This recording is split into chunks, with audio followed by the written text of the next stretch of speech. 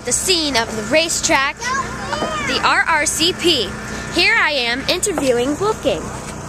So Wolfgang, how do you feel about this place?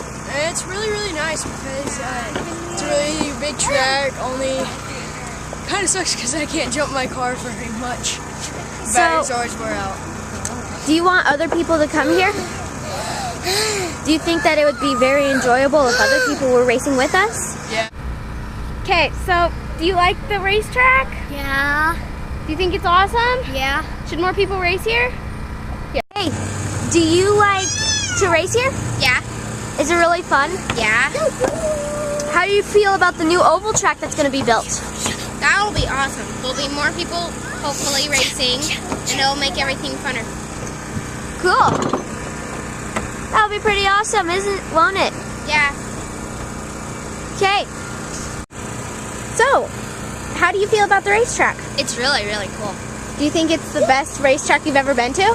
Probably. Do you think it's better than in Grand Junction? Oh yeah. Yeah. Do you think more people should race here? Oh yeah.